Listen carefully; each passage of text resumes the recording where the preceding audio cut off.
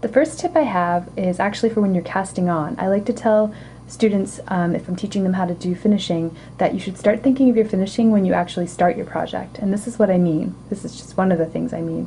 When you cast on, try to leave a long tail so later you can go and sew your seams up with that tail. You don't have to start a new thing, because if you start a new piece of yarn, not only do you have to weave in this one, you'll have to weave in that end. So it just saves some time and a little bit of weaving and effort, and looks neater if you just leave a tail in the first place. A good rule of thumb for joining new yarn is to never knot it.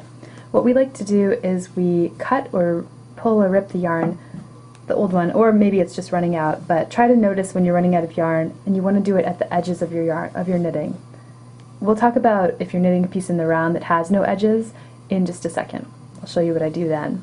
So to join the new yarn, you probably want to avoid knots because they can come undone, but if you need to get started with a knot, you can make a loose square knot right there and knit with your new yarn.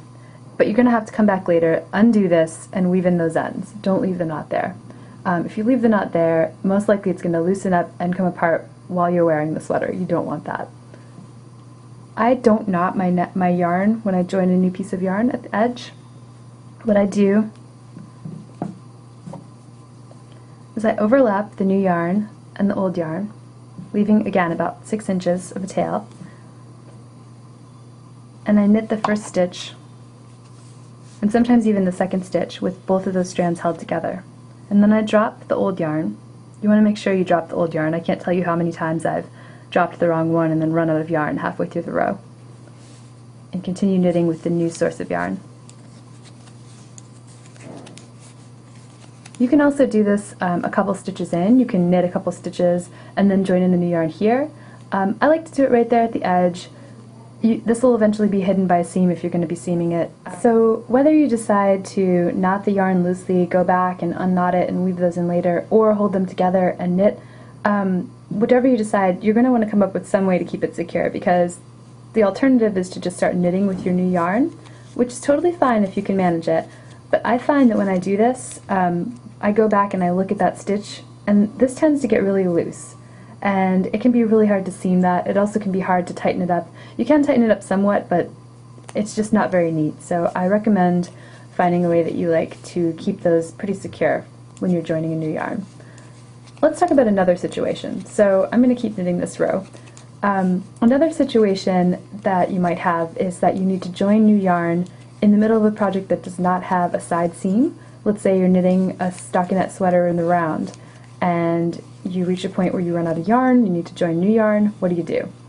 I'm going to show you one of my absolute favorite tricks, and it's called the spit splice. And yes, it's a little gross, but you don't need to use spit. You just need to get the yarn moist. And basically what we're going to do is felt the yarn together. So this obviously will only work with wool fibers. It can work with wool alpaca blends, but it might take a little while. Leave the edges a little bit rough. This is going to be easier to felt. You can tease it apart a little bit. Do the same with your other end. And if it has 2 plies, like this strand of yarn does, you can even take away one of the plies on each side. I'm just going to try this as is. Overlap the strands.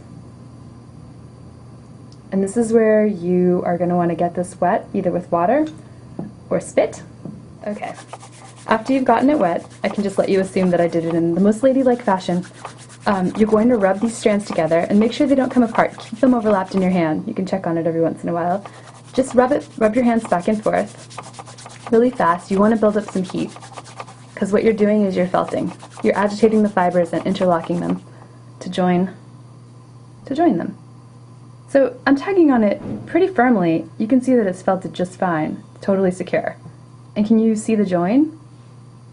I mean, you might see where the yarn is a little messy, but I can't really tell where I've joined it. Once you're confident that the fibers have been felted together, you can just continue to knit. You might have a little, I didn't do it that well, let's see. Just make sure that any ends that maybe didn't get felted in end up towards the back of the work. And once it's knit in, it's going to be totally secure, I promise. I've done this on a lot of sweaters. And I just want to preface all of this by saying that everyone has their own tips and tricks. I polled everyone in our office, and I basically came to the conclusion that you should use what works for you and your specific project and yarn. And you probably want to know a few methods, and I'm going to show you a few, just so you can figure out, you know, what works for that specific situation. So let's say this is the wrong side of stockinette. Actually, I'm going to get the yarn up to the stockinette portion, because right here I have some garter on the edges. What I like to do to hide my ends is I like to go and I basically retrace, or not retrace, I go into the backs. Let's see, here's a purl bump. I go in there, and then there's one right next to it. I go down through there. So, you know, these are what I would call the umbrellas and the smiles, the upside down and the right side up purl bumps. Just go back and weave in your ends. I actually like to reverse the direction at some point. Let's say I've woven in for about an inch. Go back and do the same right on top of what you just did.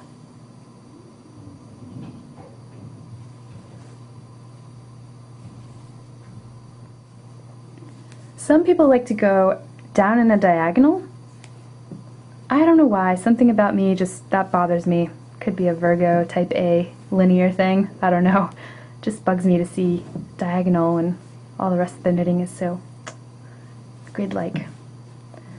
But you know what? If it's a bulky yarn, that could actually help to hide the bulk if it's not all built up in one spot, so maybe I don't mind it that much. So we've talked about how to weave in wool yarns, and wool alpaca blends are really, they tend to be well behaved because they are naturally sticky and they stick to themselves and they don't slide everywhere. But let's say you're working in a cotton or silk blend, and let's say that it's plied. And what I'm going to do is I'm going to separate those plies. Let's pretend this is a cotton silk blend. And I'm going to, let's see, this is wool, so it's sticking together. What you're going to do, or if it's a chunky yarn actually, this works well for chunky yarns as well, you can split the ply, and this is practically roving, so I'm going to want to be really careful because it's just going to want to come apart like cotton candy. Split the ply and weave in however you are choosing to weave in the ends. Oops. In one direction with one of the plies. You could probably guess where I'm going with this. Go back and weave that other ply in the opposite direction. And that just splits up the bulk, and for cotton and silk it makes it a little harder for everything to come undone. Another trick people might recommend for cotton and silk is you can actually sew the ends down. Let's say you're weaving into a corner, you can actually get cotton sewing thread and a regular sewing needle and tack it down a little bit. That'll keep it from sliding. Fray check, nail polish, things like that that keep, you can knot it really tightly and then put something like that on it to keep it in place if you're really worried. You know, anytime you can avoid a knot in knitting, it's good, but if you are going to make a knot, it does make sense to secure it somehow. Okay, I think I've shared all my tips, and I hope this helps you weaving in ends. Finishing, not that bad.